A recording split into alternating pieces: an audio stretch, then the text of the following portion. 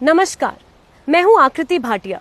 Workers unity के इस खास कार्यक्रम श्रम और हम में एक बार फिर आपका स्वागत है। जिस दिन मोदी की भारी बहुमत से एक बार फिर जीत हासिल करने की खबरें जब पूरी मीडिया में छाई हुई थी, तब एक और खबर धीरे धीरे मीडिया में अपनी जगह बना रही थी। जानते हैं वो खबर क्या है?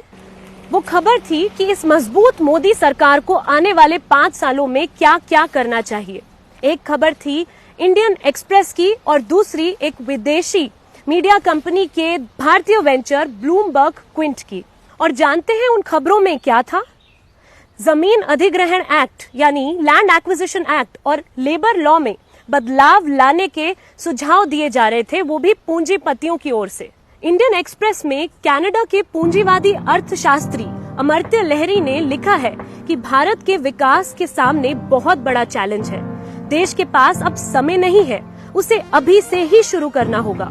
मोदी को फिर से जो इतना भारी बहुमत मिला है, उससे उन्हें इतनी आजादी मिल चुकी है कि वो लंबे समय से चली आ रही जमीन अधिग्रहण और श्रम कानूनों में बदलाव की मांग को पूरा करें। तो क्या कहीं मोदी को इतनी भारी बहुमत इसीलिए तो नहीं मिली ताकि इस तरह के कानूनों में तेजी से बदलाव ला पाएं? कुछ लोग तो ऐसा ही कह रहे हैं। आपको बता दें कि 2013 में जब से जमीन अधिग्रहण कानून बना है, पूंजीपति वर्ग इसका पुरजोर विरोध कर रहा है। इस कानून के अनुसार अगर सरकार या कंपनी जमीन लेती है तो उसे किसानों को 8 गुना तक मुआवजा देना होगा। ये मांग मनमोहन सरकार के जमाने से चली आ रही है। पूंजीपति वर्ग की दूसरी सबसे बड़ी मांग है श्रम कानूनों को पूरी तरह खत्म कर दिया जाए। आपको याद होगा पिछले 5 सालों में मोदी सरकार ने industrial disputes act, trades union act और अप्रेंटिस एक्ट में भारी बदलाव लाने का प्रयत्न किया था, लेकिन विरोध के कारण वो केंद्र कानून में कुछ खास बदलाव नहीं ला पाए थे। 26 मई 2014 को शपथ लेने के 2 हफ्ते के अंदर मोदी सरकार ने श्रम कानून बदल देने का पहला प्रस्ताव पेश किया था।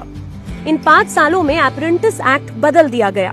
छटनी के लिए न्यूनतम मजदूर संख्या को 100 से बढ़ाकर 300 कर दिया गया। यानी पहले 100 से अधिक मजदूरों वाली फैक्ट्री में छटनी के लिए परमिशन लेनी पड़ती थी, अब ये संख्या 300 हो गई है। तो सीधा केंद्रीय श्रम कानून में बदलाव न लाकर इसे राज्यों पर ही छोड़ दिया और जहां जहां बीजेपी की सरकार थी वहां इसे तुरंत लागू भी कर दिया।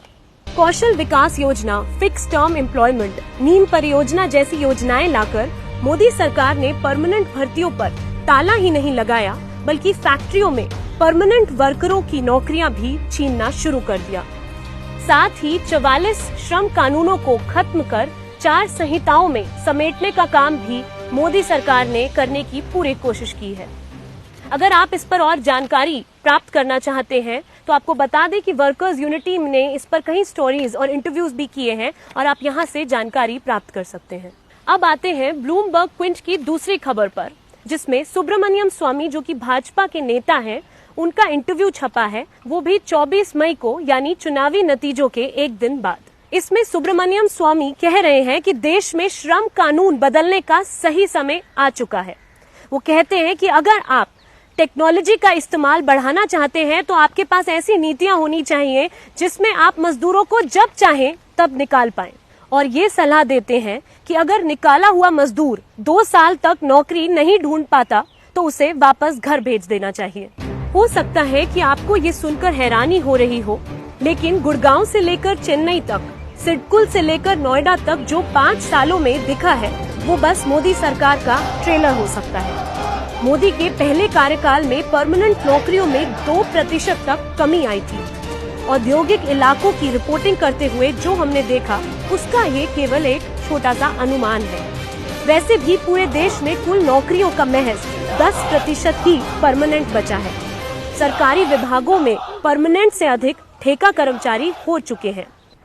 लेकिन कॉर्पोरेट कंपनियां तो इससे भी संतुष्ट नहीं है, उन्हें और चाहिए।